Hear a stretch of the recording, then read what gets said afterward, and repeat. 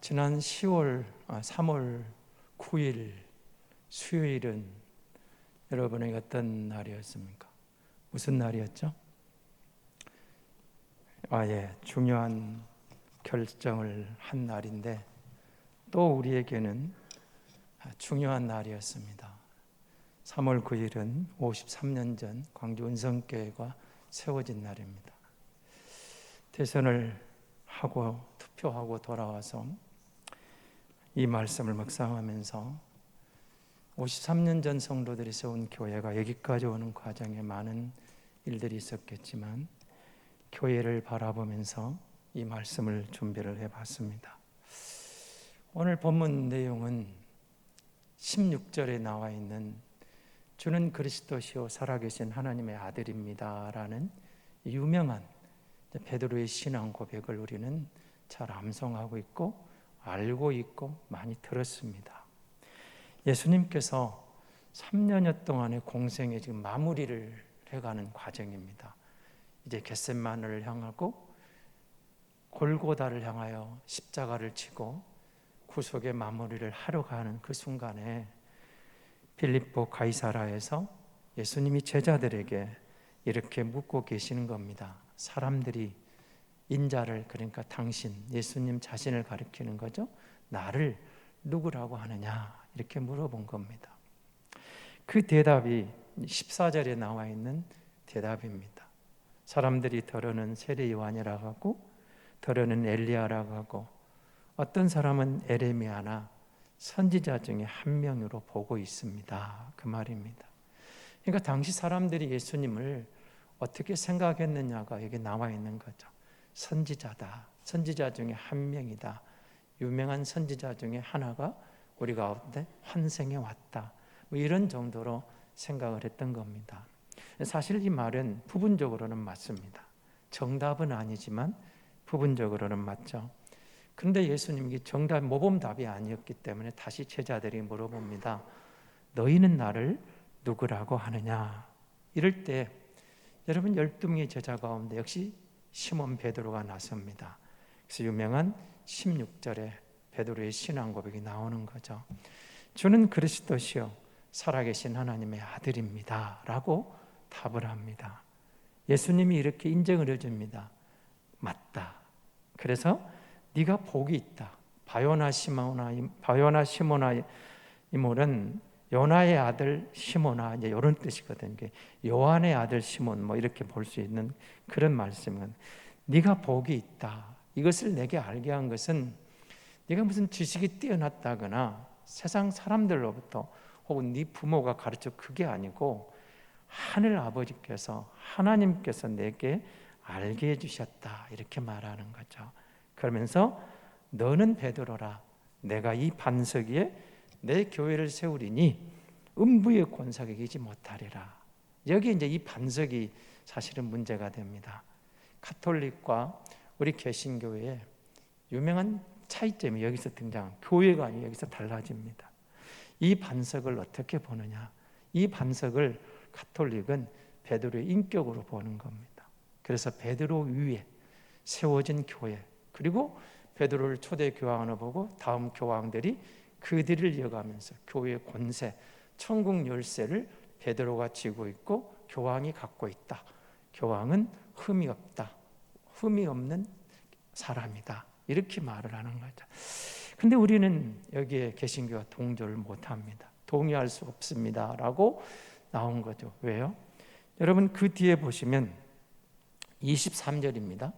23절에 보면 베드로가 하나님 예수 그리스도에게 책망받는 내용입니다. 사탄아 내 뒤로 물러가라. 너는 나를 넘어지게 하는 자로다.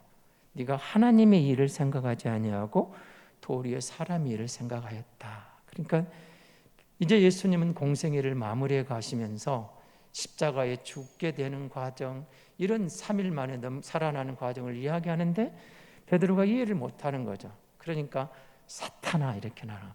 그걸 말리려는 베드로를 보고, 여러분 베드로의 인격이 온전하지 못한 거죠. 여러분 우리 인간 가운데서 베드로뿐만 아니라 누구라도 흠없고 온전한 100% 하나님의 의를 이룰 수 있는 인간이 누가 있겠습니까? 없습니다. 오직 예수 그리스도, 그분밖에 없는 거죠.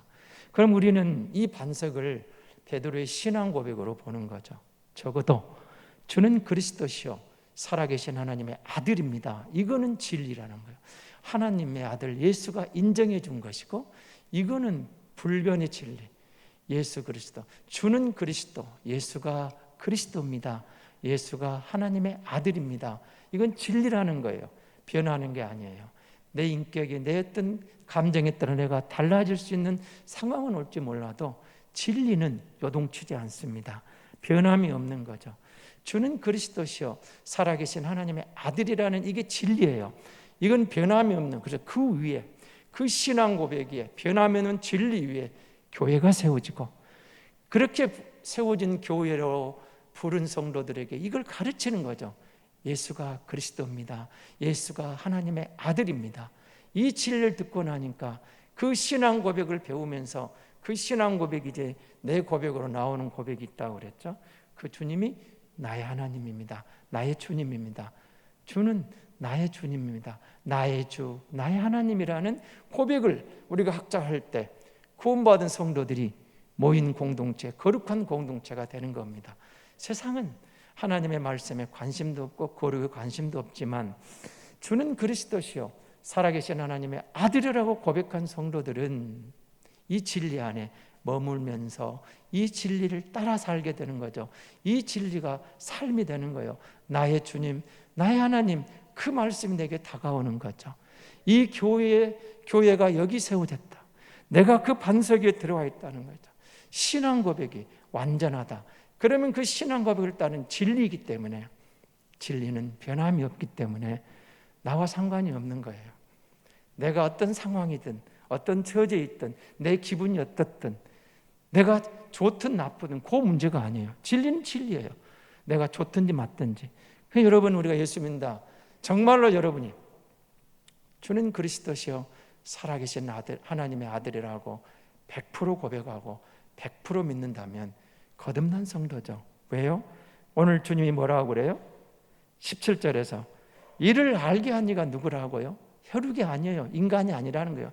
네가 인간적으로 고백한 게 아니라는 거예요. 하늘 아버지가 네게 깨닫게 했다, 알게 했다, 가르쳐줬다. 너로 하여금 그걸 고백하게 했다는 거죠. 우리의 신앙 고백은 인간적인 고백이 아니에요. 하나님의 성령이 우리로 깨닫게 하시고 알게 하시고 믿게 하시고 고백하게 했다는 거죠. 그래서 주는 그리스도시요 살아계신 하나님의 아들이라고 100% 내가 고백하고 그 주님을 나의 주님으로, 나의 하나님으로 믿고 있다면 거듭난 하나님의 사람이 맞는 거죠. 성령이 내게 깨우쳐졌어요. 성령이 내게 알게 했어요. 하나님이 내게 알게 했어요. 그래서 그렇게 고백하고 보니까 주는 그리스도시요 살아계신 하나님의 아들이라고 고백한 교회에 들어오고, 그 교회에 세워진 그곳에서 예수를 내가 만나고 예수를 고백하고 그 주님이 나의 하나님입니다, 나의 주님입니다 고백하고 보니까 예수 따라가는 삶이 나오는 거죠. 그래서 여러분, 우리가 예수 진실로 고백하고 진정한 신앙 고백에서는 참 교회에 들어와서, 만약에 교회가 주는 그리스도시요 살아계신 하나님 아들이라고 가르치 않는다면 그거는 참된 교회가 아니죠. 그리고 누구든지 교회에 오면 이 고백을 들어야 돼요. 들어야 되고 내 고백으로 고백해야 되는 것. 주는 그리스도시요 살아계신 하나님의 아들이라고 고백하고 보니까 진리가 변함이 없다면, 저 변함은 진리를 따라가는 내 신앙은 내 감정이 휘둘리는 게 아니에요. 내가 기분 좋으면 교회 가고 기분 나쁘면 교회 안 나가고, 그게 아닌 거죠. 내가 뭔가 잘 되면 예수 믿는 것처럼 따라가고 일이 안 되고 실패하면 예수 안 믿고, 그게 아닌 거죠. 어떤 상황이 문제가 아니에요. 환경이 문제가 아니에요. 내 감정이 문제가 아니에요. 진리는 어떤 상황에서도 진리예요. 주님이 그리스도시에요. 주님이 하나님의 아들이에요. 그리스도란 말은 헬라어죠. 히브리어로는 메시아입니다. 이 말은 다 똑같은 말입니다. 기름 부음을 받은 자. 기름 부음을 받은 자를 여러분 구약에서 세 직분님이 잘 알고 계시죠. 선지자입니다. 제사장입니다. 왕입니다. 이들을 기름 부어 세웠던 것이죠. 기름 부어 세워서 왜 이들로 하여금 하나님께서 그리스도라는 말을, 메시아라는 말을 하면서 그 예수가 선지자 중에 선지자요, 제사장 중에 제사장이요, 왕 중 왕이라고 3직을 혼자 감당하게 하신 거예요. 어느 누구도 세 가지 직분을 혼자 감당한 사람은 인간은 없어요. 근데 예수 그리스도 주님이신 그는, 하나님의 아들이신 그는 이 모든 것을 감당했던 거죠. 여러분, 선지자가 누구예요? 선지자는 하나님과 사람 사이에 서서 하나님의 말씀을 대신 전달해 주는 사람이에요. 이게 선지자죠. 그럼 제사장은 누구예요? 제사장은 사람을 대리해서 그들을 위해서 하나님께 제사를 드리는 종보자죠. 왕은 누굽니까? 하나님의 뜻을 좇아서 사람을, 인간을 다스렸던 자에게 이 세 직분에 기름을 부어 세웠던 거예요. 하나님이 주신 직분, 하나님이 세우신 자, 그 하나님 앞에 하나님의 뜻을 바르게 전할 자. 그러니까 왕들도 자기 권력으로 사리사욕을 취하면 안 되는 거죠. 못된 왕들이 되면 안 되는 거죠. 그럼 대선이 끝났고 여러분, 당선자가 나왔어요. 여러분 마음에 들든지 안 들든지, 내가 찍었든지 안 찍었든지, 이제 우리는, 교회는 기도해야 돼요. 그가 바른 정치를 할 수 있도록, 정의와 공의를 실현할 수 있도록, 정말 백성들 편하게 정치의 발전을 이루어 갈 수 있도록, 무엇보다도 이 나라의 미래를 밝게 해서 다음 세대에 희망을 줄 수 있는 바른 정치를 할 수 있는 지도자가 될 수 있도록을 위해서, 사리사욕이나 당리다양에 매이지 않는 올바른 지도자가 될 수 있도록 기도할 책임이 있는 거죠. 하나님께서 이렇게 말하는 거예요. 하나님 뜻을 이루기 위해서 세운 종들이라는 거죠. 선지자로, 제사장으로, 왕으로. 그래서 그럼 그리스도가 누구냐?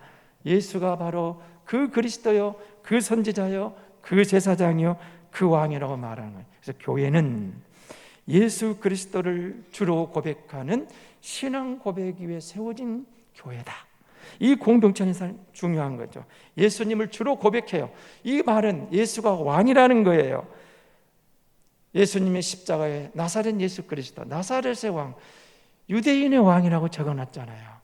빌라도가 그렇게 적어놔요. 빌라도 법정에 나사렛 예수 그리스도의 왕, 이렇게 적어놓습니다. 그런데 여러분, 그 헤롯을 통해서, 빌라도를 통해서 재판을 받으면서 십자가에 달리신 예수 그리스도가 유대인의 왕이라는 명패에 써붙이게 됩니다. 그런데 여러분, 오늘 우리는 주님입니다, 그리스도입니다 고백하는 게 쉽잖아요. 우리 입으로 할 수 있어요.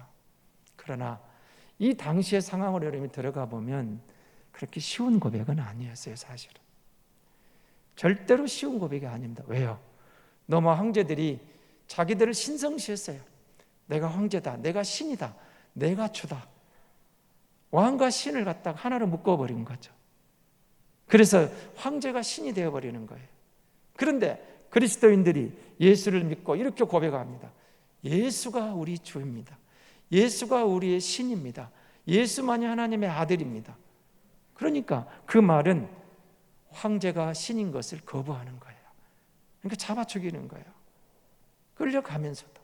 여러분, 그러니까 주는 그리스도란 말을, 예수가 주입니다, 하나님의 아들입니다, 나의 왕입니다라고 고백했을 때 많은 초대교회 순교자들이 나오게 되는 거죠. 넘어가요. 근데 그들은 그렇게 고백하면서 황제의 핍박에도, 황제의 생명을 약탈해가는 그 순간에도 이 믿음을 지켰던 거예요. 주는 그리스도시요 살아계신 하나님의 아들입니다. 그 위에 교회가 세워진 거죠. 교회가 세워져서 가르친 거죠. 예수가 그리스도라는 거예요. 예수가 왕이라는 거예요. 우리의 왕이 바뀌었다는 거죠. 내가 왕이 아니고, 내가 주인이 아니고, 예수가 보내신, 하나님이 보내신 바로 그 메시아다. 예수가 바로 우리의 주인이다. 예수가 바로 나의 진정한 왕이다. 우리 인생의 참된 왕이었다고 우리가 이 진리 안에 들어오게 된 거죠. 그래서 여러분, 이렇게 말하는 거죠. 지금도 살아계신 하나님께서 교회를 세우실 때 예수 그리스도를 고백한, 주로 고백하고 하나님으로 고백한 그 위에 교회가 세워지고, 택하신 자기 백성들을 불러내서 그 공동체 안에서 그 예수를 섬기며 그 예수 안에서 구원받은 생명의 공동체로 나아가게 하셨던 거죠. 그러니까 교회는 주는 그리스도시요 살아계신 하나님의 아들이라는 이 신앙 고백에 세워져서 흔들림이 없는 거죠. 주님이 그리스도입니다, 주님이 하나님의 아들이라고 고백하고 보니까 이제 여러분, 이제 뭐가 보일까요? 저들이 로마 황제의 주대심을 부인하고, 아닙니다, 우리의 주님은 하나님밖에 없습니다. 우리의 주님은 예수밖에 없습니다. 예수가 그리스도입니다. 예수가 하나님의 아들입니다. 죽어가는 그런 순간에도 생명을 지키기 위해서 한순간 예수를 부인하라고 고백해도, 압박을 가해와도, 저들에게 협박을 해도 저들은 끝까지 주를 믿었던 거죠. 포기할 수가 없었던 거죠. 우리에게는 자랑스러운 믿음의 선배들이 있었습니다. 신사참배를 거부하고 투옥된 믿음의 선배들은 일본 천황을 신으로 받아들일 수가 없었던 겁니다. 하나님만이 참신입니다. 손양원 목사님이 신사참배 거부로 감옥에 들어가 있습니다. 투옥되어 있을 때 일본 검사가 손양원 목사님을 찾아옵니다. 그리고 이렇게 물었답니다. 일본 천학이 높으냐 여호와가 높으냐 이렇게 물었습니다. 손양원 목사님이 눈을 바로 뜨고 검사를 바라보며 이렇게 말했답니다. 일본 천황은 사람이요 여호와는 영원한 하나님이십니다. 교회를 박해했던 제국 앞에서, 서슬퍼런 황제들의 칼날 앞에서도, 순교의 제물이 되어 짐승이 밥이 되어가는 카타콤의 순교자들은 그 생명의 위협 앞에서도 주는 그리스도시요 하나님의 아들이라는 고백을 포기할 수가 없었습니다. 왜냐하면 이건 진리였기 때문입니다. 내 생명과도 바꿀 수 없는, 내 감정에 따라, 내 상황에 따라 달라지는 게 아니라 불변의 진리였기 때문에 그렇게 고백했던 거죠. 주는 그리스도시요 살아계신 하나님의 아들이라고 고백하고 보니까 뭐가 될까요? 이 다음에는 하나님의 말씀이 들려져요. 하나님의 말씀이 믿어져요. 말씀이 육신이 되어 오신 이가 예수 그리스도예요. 말씀이 육신이 되어 이 가운데 오신 이, 보이지 않는 하나님이 보이는 하나님으로 육신을 입고 오신 이가 예수 그리스도. 예수 그리스도가 말씀이에요. 말씀이 육신이 되셨다고 요한은 증거하고 있어요. 그리고 그는 그 말씀을 삶으로 실천했어요. 복음서가 예수님이 삶으로 살아내신 말씀을 실천하신 내용, 하나님의 말씀에 순종하신, 그 누가 100% 하나님 말씀에 순종한 사람이 누가 있어요? 없어요. 그런데 주님이 오셔요. 하나님의 아들이 오셔서 그 말씀을 100% 순종해요. 그 말씀을 100% 삶으로 그려내요. 그 말씀을 100% 삶으로 드러내요. 그러면서 이렇게 말하는 거죠. 이 말씀이 너희의 양심이고 너희의 신앙의 거울이라고. 우리가 주는 그리스도시요 살아계신 하나님의 아들이라고 고백했다면 하나님의 말씀이 들려와야 돼요. 그럼 이 말씀이 어떻게 들려와요? 어떻게 말해요? 17절에 뭐라고 그랬어요? 하늘에 계신 내 아버지. 이를 고백하게 한 것은, 이를 알게 한 것은 베드로의 지식이 아니에요. 베드로의 경험이 아니에요. 베드로의 어떤 뭔가 가문의 어떤 내력이 아니에요. 부모가 전해주는 그 믿음이 아니었어요. 그런 게 아니에요. 성령 하나님이 베드로에게 깨우쳐 준 거예요. 베드로에게 알게 해준 거예요. 주는 그리스도시요 살아계신 하나님의 아들이라고 내가 고백하고 보니까 하나님의 말씀이 들려와요. 하나님의 말씀이 믿어져요. 그 말씀을 내가 사모하게 되는 거예요. 그 말씀이 내 삶의 원리가 되어가는 거예요. 그래서 여러분 정말로 우리가 이 말씀을 따라 살 때, 하나님 말씀을 믿을 때 거기에 생명이 있는 것을 믿는 거예요. 그 말씀이 내 양심을 찔러요. 그 말씀이 내 심령을 도려내요. 그 말씀이 내 양심을 울려요. 그 말씀이 내 영혼을 깨워요. 그 말씀이 나를 변화시켜요. 사람의 마음을, 사람의 심령을 변화시키는 것은 세상 지식이 아니에요. 인간의 노력이 아니에요. 하나님의 말씀이 감동을 줄 때. 그래서 히브리서 기자가 우리가 잘 아는 유명한 말을 했잖아요. 히브리서 4장 12절 13절에서 이렇게 말을 합니다. 하나님의 말씀은 살아있고 활력이 있어 좌우에 날선 어떤 검보다도 예리하여 혼과 연과 및 관절과 골수를 찔러 쪼개기까지 하며 또 마음의 생각과 뜻을 판단하느니 지으신 것이 하나도 그 앞에 나타나지 않음이 없고 우리의 결산을 받으실 이의 눈앞에 만물이 벌거벗은 것 같이 드러나느니라. 여러분 하나님의 말씀이 우리의 영과 혼과 관념과 골수를 찔렀죠. 사람의 생각, 사람의 뜻을 변화시키고 그 뜻을 갖다가 감동시키는 성령이 하신다는 거예요.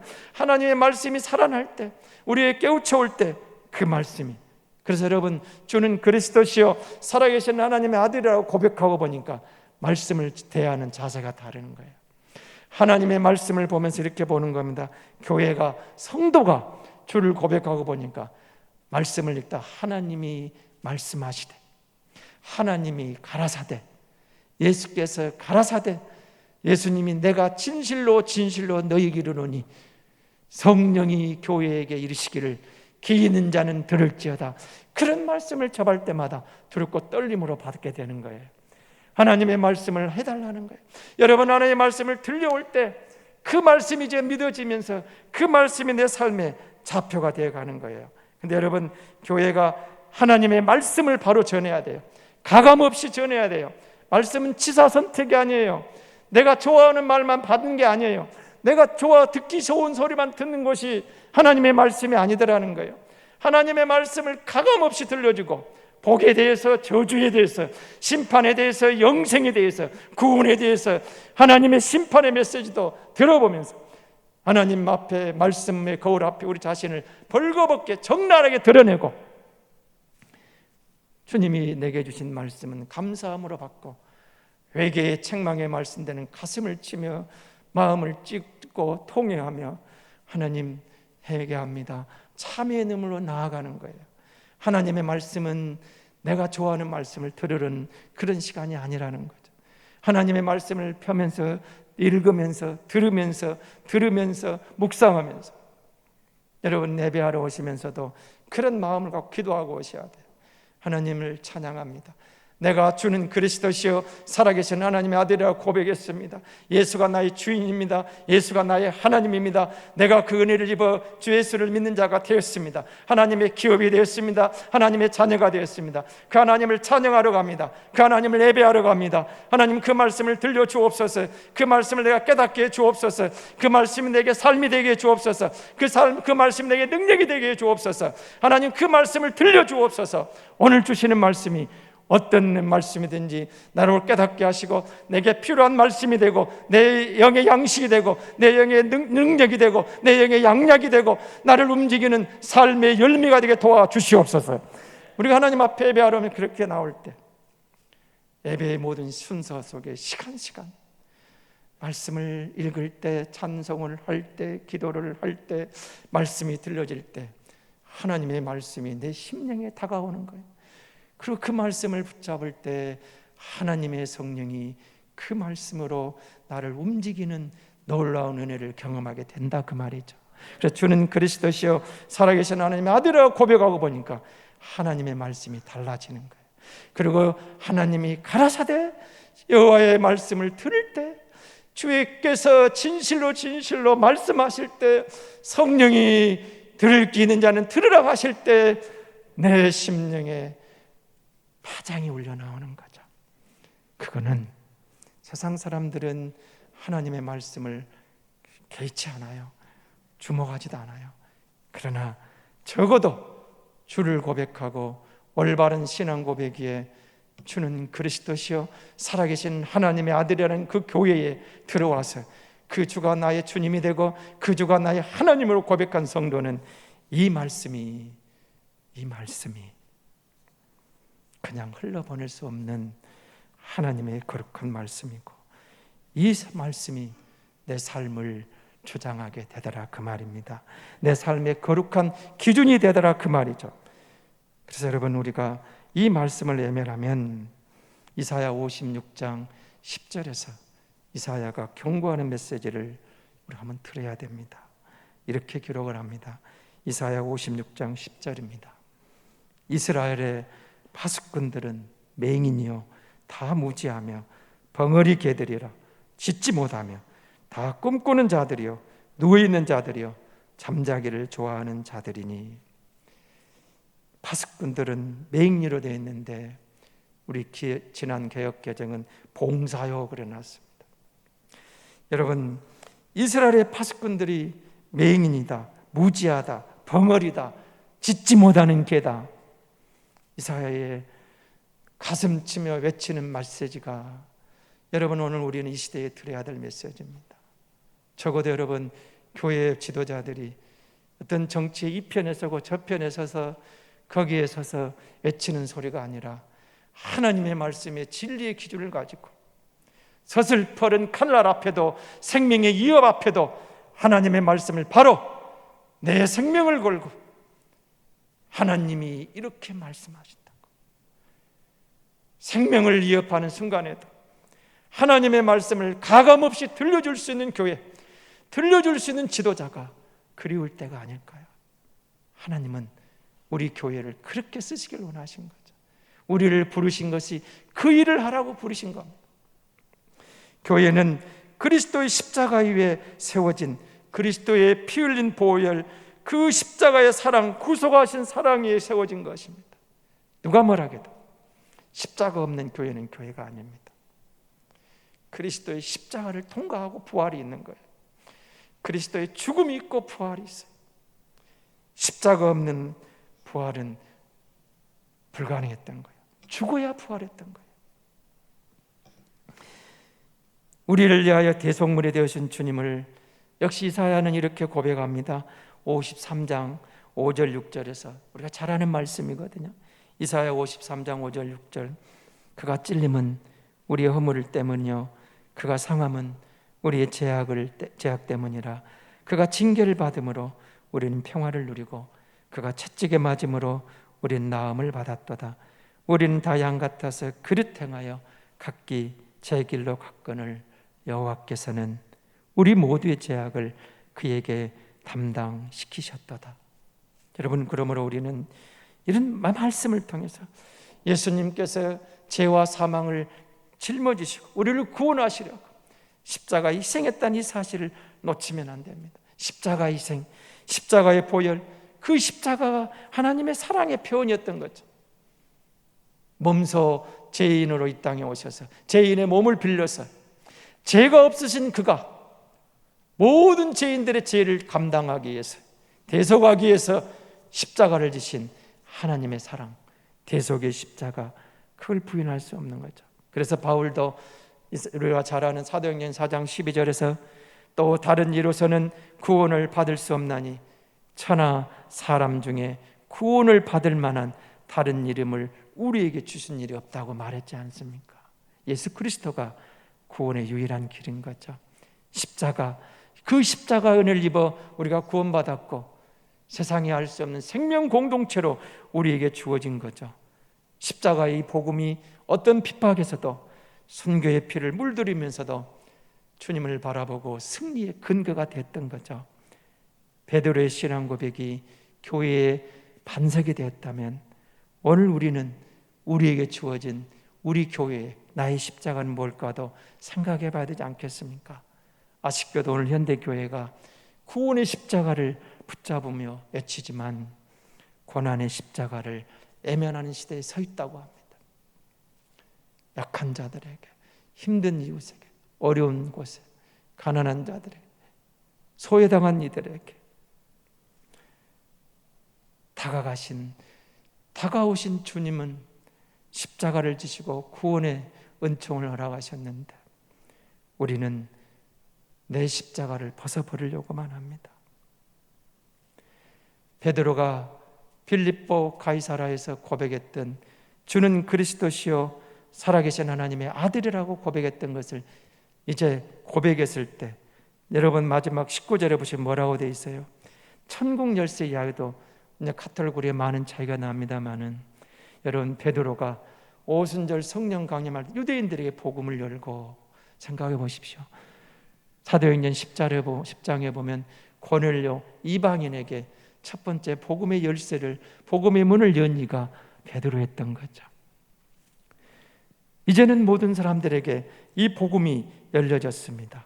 그리고 베드로는 기꺼이 고난의 십자가를 마다하지 않았던 거죠. 이 베드로가 그렇게 살아가다가 로마에서 복음을 전합니다. 그런데 네로가 로마에 불을 지르고 기독교인들에게 책임을 전가해서 잡아 죽이기 시작한 거예요. 그래서 많은 사람들의, 제자들의 도움을 받아 로마를 떠나기로 합니다. 베드로가 로마에서 복음을 전하다가 그 핍박의 손길이 바로 눈앞에 다가오니까 피난을 갑니다. 로마의 그 유명한 7 언덕을 넘어 도망치는 아침에 주님이 베드로에게 나타나십니다. 그때 베드로가 두렵고 떨리는 음성으로 코바디스 도미네라고 묻습니다. 주여, 어디로 가시나이까? 그때 주님께서는 이렇게 답을 하십니다. 나는 네가 버리고 도망치는 노마성에 들어가 다시 십자가에 죽으려 한다 라고 하셨습니다. 이 말을 들은 베드로는 발걸음을 돌려서 로마스로 다시 돌아가고 그 성에 들어가고, 베드로가 돌아왔던 소문에 온 로마에 퍼지고 그를 처형하는 온영극장에는 수많은 군중들이 모여듭니다. 거기서 베드로는 십자가를 거꾸로 지고 거꾸로 매달려 순교합니다. 마치 자루처럼 처참한 모습으로 눈에는, 코에는, 입에는 붉은 선혈이 흘러나왔습니다. 그러나 그의 얼굴에는 소망의 기쁨이 넘쳤고 그의 입에서는 찬송이 흘러나왔습니다. 내가 천상 바라보고 가까이 왔으니 아버지의 영광집에 가 실망있도다. 나는 부족하여도 영접하실 터이니 영광나라 계신 임금 우리 구주라. 주는 그리스도시요 살아계신 하나님의 아들이라고 입으로 고백했던 베드로의 신앙은 하늘 아버지가 그에게 깨닫게 하신 진리였습니다. 교회는 이 신앙 고백 위에 세워졌습니다. 53년 전 은성교회도 이 신앙 고백에 교회가 세워지고 여기까지 왔습니다. 이 신앙 고백이 우리 교회의 반석이고, 이 신앙 고백이 내 마음에 들어와서 주님을 나의 주, 나의 하나님으로 모셨습니다. 그러니 우리는 주님과 함께라면 두려울 게 없습니다. 십자가로 증거된 하나님의 사랑을 사랑하며 하나님의 말씀을 우리가 지금도 살아계신 하나님의 사랑의 말씀으로 믿기 때문에 말씀 의지하여 주를 따르면 두려울 게 없습니다. 세상 것들은 제국이든 힘이 있든, 여러분 대통령 권력 5년입니다. 오래가지 못하나 하나님의 교회는 그 신앙 고백이 영원할 것입니다.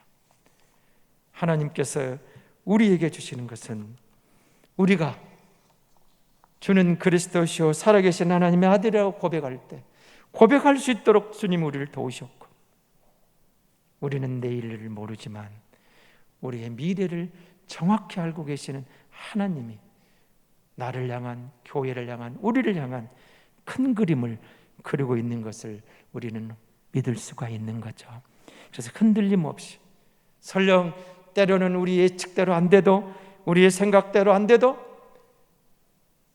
인내하며 하나님의 때를 기다리며 주는 그리스도시요 살아계신 하나님이라고 고백하고 그 말씀 붙잡고 나아가는 이유가 여기 있는 겁니다. 우리 인생의 여정에서 보여주시는 하나님의 그림이 있습니다. 우리가 그 신앙 고백을 붙잡고 말씀의 반석 위에서 내게 주신 십자가를 믿음으로 감당할 때, 믿음의 발걸음을 내딜 때 하나님은 우리를 승리의 길로 인도해 가시는 줄로 믿습니다.